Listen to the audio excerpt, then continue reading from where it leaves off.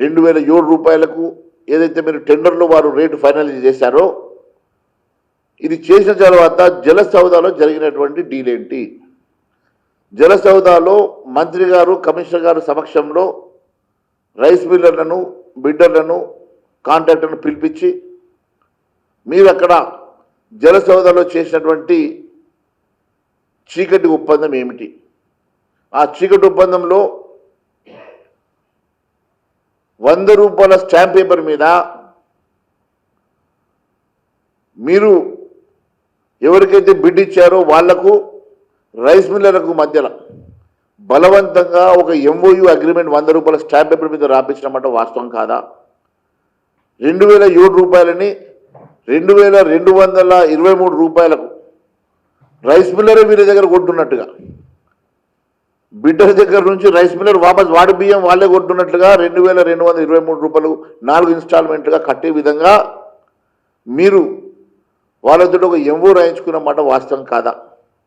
దాంట్లో వాళ్ళిద్దరు సంతకాలు పెట్టించుకున్నటువంటి మాట వాస్తవం కాదా?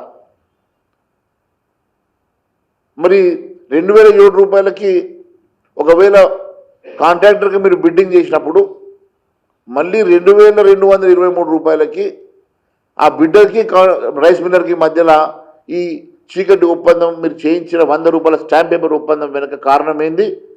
ఆ 216 రూపాయలు ఎక్సెస్గా మీరు రాయించడం వలన 35 లక్షల మెట్రిక్ టన్నుల ధాన్యానికి దాదాపు 800 కోట్లు అదనంగా వసూలు జరిగేటువంటి ఆ డబ్బు ఎవరి ఖాతాలోకి వెళ్తుందో చెప్పాల్సినటువంటి అవసరం మరి మంత్రి గారి మీద లేదా అని అడుగుతున్నా.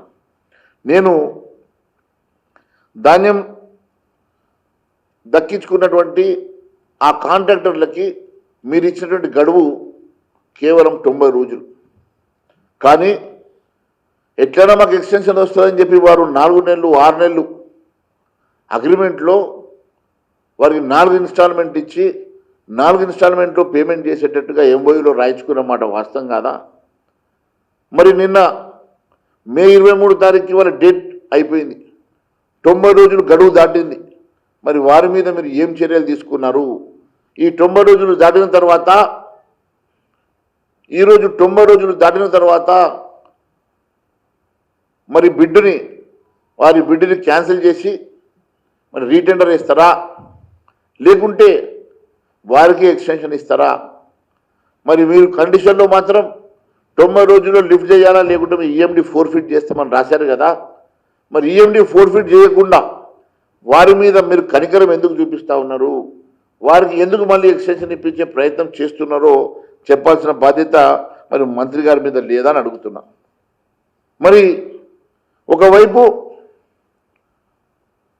సన్న బియ్యంలో జరిగినటువంటి అమ్మకంలో జరిగినటువంటి వ్యత్యాసం కానీ, కొనుగోలులో జరిగినటువంటి వ్యత్యాసం కానీ, దొడ్డు బియ్యంలో మిల్లింగ్లో జరుగుతున్నటువంటి అంశాలు కానీ, రీసైక్లింగ్ జరుగుతున్నటువంటి అంశాలు కానీ, ఇవన్నీ కూడా మాట్లాడకుండా లీగల్ యాక్షన్ తీసుకుంటామని ఒకరు, పోలీస్ కేసు పెడతామని ఒకరు. అయ్యా మంత్రి గారు, మీరు చదువుకున్నవారు కదా, నేను మీకు ఒక విషయం చెప్తా ఉన్నాను. దీంట్లో కేంద్ర ప్రభుత్వం వాటా ఉన్నది, కేంద్ర ప్రభుత్వం కమిషన్ ఇస్తుంది, కేంద్ర ప్రభుత్వం దీంట్లో డైరెక్ట్గా ఇన్వాల్వ్ అయి ఉన్నది. కాబట్టి ఖచ్చితంగా ఇది సిబిఐకి ఇవ్వాల్సిందిగా నేను డిమాండ్ చేస్తూ ఉన్నాను. నేను ఖచ్చితంగా ఇది సిబిఐకి లెటర్ రాస్తాను, కేంద్ర ప్రభుత్వానికి లెటర్ రాస్తాను. దీంట్లో ఉన్న అనుమానం మీద, అంశాల మీద మరి కమిషనర్ గారా మీరా ఎవరు దీనికి బదులు చెప్తారో చెప్పండి. ఎందుకంటే దీంట్లో మా వాటా ఉన్నది, కేంద్ర ప్రభుత్వం దీంట్లో డైరెక్ట్గా ఇన్వాల్వ్ అయ్యి కేంద్ర ప్రభుత్వం కూడా దీనికి కమిషన్ ఇస్తూ ఉన్నది. కేంద్ర ప్రభుత్వం 2%, 1%, 2% దీంట్లో మరి వాటా ఇస్తున్న సందర్భంగా, కమిషన్ ఇస్తున్న సందర్భంగా దీంట్లో మా కేంద్ర ప్రభుత్వ డబ్బు కూడా ఇన్వాల్వ్ అయి ఉన్నది. ఖచ్చితంగా దీంట్లో సిబిఐయా ఈడీయా మేము ఖచ్చితంగా దీన్ని సిబిఐకి రాస్తాం. నేను కూడా కేంద్ర ప్రభుత్వానికి లెటర్ రాస్తాం.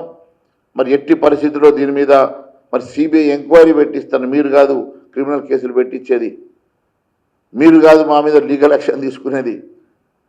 వాస్తవం ఏందో వెలుగు తీయడానికి కేంద్ర ఏజెన్సీ నుంచి పూర్తి ఇన్వెస్టిగేషన్ చేయించే విధంగా నేను మరి ప్రధానమంత్రి గారికి హోంమంత్రి గారికి నేను ఖచ్చితంగా లేఖ రాయబోతున్నా. మరి దీనికి సంబంధించినటువంటి ఎవిడెన్సెస్ కూడా పూర్తిగా మీరు ఇచ్చిన జీవోలు కానివ్వండి, మీరు ఇచ్చిన కరెస్పాండెన్స్ కానివ్వండి, మీరు ఇచ్చిన టెండర్ నోటీసెస్ కానివ్వండి, మీరు ఇచ్చిన ఫ్లోట్ చేసినవి కానివ్వండి, గతంలో ఇచ్చినటువంటి కరెస్పాండెన్స్, కేంద్ర ప్రభుత్వం రాసినటువంటి ఎక్స్టెన్షన్ లెటర్ కానివ్వండి, ఇవన్నీ కూడా కేంద్ర ప్రభుత్వంకి మీకున్న కరెస్పాండెన్స్ దగ్గర నుంచి జీవోల వరకు పూర్తిగా నా దగ్గర ఆధారాలతో సహా నేను ఇవన్నీ కూడా నేను మరి నేను ఇవ్వబోయేటువంటి బహిరంగ లేఖ ముఖ్యమంత్రి గారికి ఒక కాపీ పంపిస్తూ కేంద్రానికి కూడా ఒక కాపీ పంపించబోతున్నా. ఖచ్చితంగా దీంట్లో సిబిఐ ఎంక్వైరీ జరగాలని నేను కోరుతా ఉన్నాను.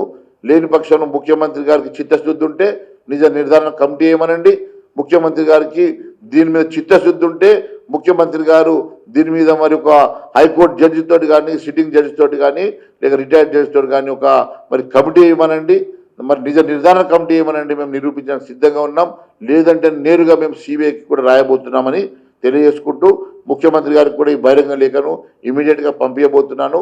మేము ఒకటే డిమాండ్ చేస్తూ ఉన్నాను, దీంట్లో జరిగే అవకతవకల మీద, దీంట్లో జరిగే అవినీతి మీద, దీంట్లో జరిగేటువంటి మరి పూర్తిగా మరి అవినీతిలో కూరుకుపోయినటువంటి మరి సివిల్ సప్లైస్ మరి వ్యవస్థలో ఉన్నటువంటి మరి అంశాల మీద మీరు మాట్లాడి దీన్ని ఎట్లా రెక్టిఫై చేస్తామో చెప్పాల్సిన బాధ్యత మీ మీద ఉంది.